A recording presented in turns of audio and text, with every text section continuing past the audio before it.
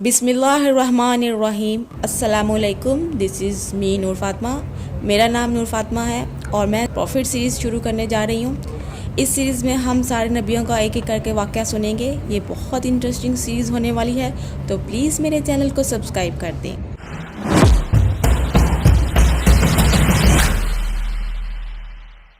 آج ہم آدم علیہ السلام کا واقعہ سنیں گے۔ آدم علیہ السلام اللہ کے پہلے نبی اور پیغمبر تھے، جنہیں اللہ نے خود اپنے ہاتھوں سے بنایا، اور ہم سارے انسان انہی کی نسل ہیں۔ تو چلو شروع کرتے ہیں with the real story of Prophet آدم علیہ السلام۔ سورۃ البقرہ میں اللہ تعالیٰ نے آدم علیہ السلام کا ذکر کیا ہے۔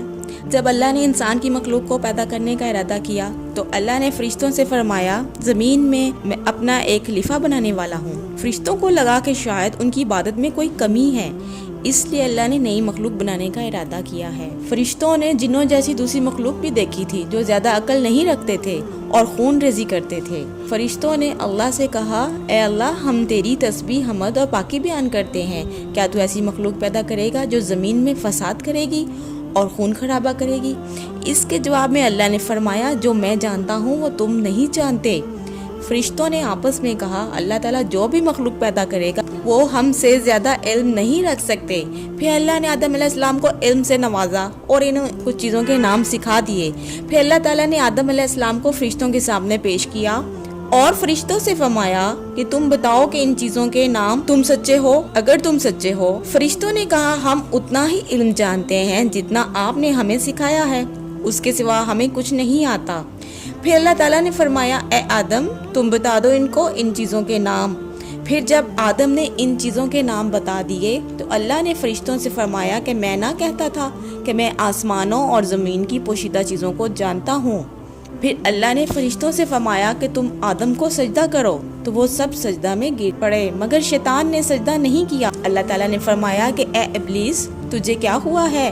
تو سجدہ کرنے والوں کے ساتھ شریک نہ ہوا۔ شیطان نے تکبر میں کہا کہ میں ایسا نہیں ہوں کہ انسان کو سجدہ کروں جسے تم نے کھنکھناتے ہوئے سڑے ہوئے گھڑے کی مٹی سے بنایا ہے۔ میں اس سے بہتر ہوں، مجھے آگ سے پیدا کیا ہے اور اسے مٹی سے پیدا کیا ہے۔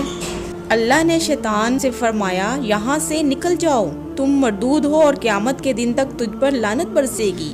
شیطان نے کہا کہ مجھے قیامت تک مہلت دیں۔ اللہ نے فرمایا کہ تجھ کو مہلت ہے۔ شیطان نے اللہ سے کہا کہ تو نے مجھے گمراہ کیا ہے، میں قسم کھاتا ہوں کہ میں انسانوں کی سیدھی راہ پر بیٹھوں گا، پھر میں ان پر حملہ کروں گا، ان کے آگے سے بھی، پیچھے سے بھی، دائیں سے بھی اور بائیں سے بھی، اور ان میں سے اکثر کو تو شکر گزار نہیں پائے گا۔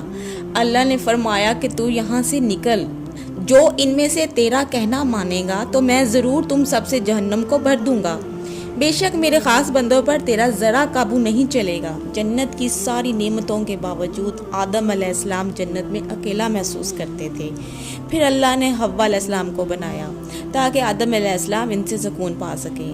اللہ نے فرمایا کہ اے آدم، تم اور تمہاری بیوی جنت میں رہو، پھر جس جگہ سے چاہو تم دونوں کھاؤ، لیکن ایک درخت کے پاس مت جانا ورنہ تم ظالموں میں سے ہو جاؤ گے۔ پھر شیطان نے ان دونوں کے دل میں وسوسہ ڈالا، پھر کہنے لگا کہ تمہارے رب نے تم دونوں کو اس درخت سے اس لیے منع کیا تھا کہ تم فرشتے نہ بن جاؤ، کہیں ہمیشہ زندہ رہنے والوں میں سے نہ ہو جاؤ۔ اور شیطان نے قسمیں تک کھا لی کہ وہ ان کا خیر خواہ ہے، بس مردود نے دھوکہ دے کر ان کو درخت کی طرف کھینچ ہی لیا۔ جب آدم اور حوا نے درخت کے پھل کو کھا لیا تو ان کے سطر کی چیزیں کھل گئیں اور وہ درختوں کے پتوں کو توڑ توڑ کر اپنے اوپر چپکانے لگے اور سطر چھپانے لگے۔ پھر اللہ نے ان کو پکارا اور فرمایا، کیا میں تم دونوں کو اس درخت سے منع نہ کر چکا تھا اور یہ نہ کہہ چکا تھا کہ شیطان تمہارا کھلا دشمن ہے؟ حضرت آدم علیہ السلام اور حوا علیہ السلام نے کہا کہ اے ہمارے رب، ہم نے اپنے اوپر ظلم کیا، اگر آپ ہمیں نہ بخشیں گے اور ہم پر رحم نہ فرمائیں گے تو پھر ہم تو ضرور تباہ ہو جائیں گے۔ اللہ نے فرمایا کہ تم سب جنت سے نیچے اتر جاؤ، اب سے تم ایک دوسرے کے دشمن ہو اور تمہارے لیے زمین پر رہنے کی جگہ ہے اور ایک مدت تک نفع حاصل کرنا، تم کو وہیں زندگی گزارنی ہے اور وہیں مرنا ہے اور وہیں پھر سے پیدا ہونا ہے۔ دنیا میں آنے کے بعد آدم علیہ السلام نے اللہ سے 40 سال تک معافی مانگی، پھر اللہ تعالیٰ نے آدم علیہ السلام پر رحم کھا کر انہیں معاف کر دیا اور فرمایا کہ تم اور تمہاری اولاد دنیا میں رہو، اور یہ بات یاد رکھو کہ جب میری طرف سے کوئی نبی ہدایت لے کر تمہارے پاس آئے تو تم اس کا کہنا ماننا، اور جو لوگ میرے نبیوں کی بات کو نہیں مانیں گے اور ہماری آیتوں کو جھٹلائیں گے وہ دوزخ میں جائیں گے اور ہمیشہ اسی میں رہیں گے۔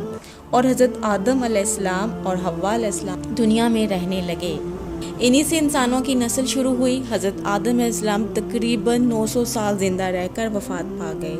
قرآن پاک کے اس واقعے سے ہمیں یہ ہدایت ملتی ہے کہ جب شیطان نے غلطی کی تو اس نے معافی مانگنے کی بجائے تکبر کیا اور اللہ کو ہی اپنی گمراہی کا الزام دیا۔ جب آدم علیہ السلام سے غلطی ہوئی تو انہوں نے اپنی غلطی مانی، فوراً توبہ کی اور تب تک معافی مانگتے رہے جب تک اللہ کو راضی نہ کر لیا۔ آدم علیہ السلام کی سنت یہ ہے کہ جب انسان سے غلطی ہو جائے تو وہ اللہ سے اپنے گناہوں کی معافی مانگے اور اپنے رب کو منائے، بے شک اللہ بہت معاف کرنے والا بڑا مہربان ہے۔ تو یہ تھا آدم علیہ السلام کا بہترین واقعہ۔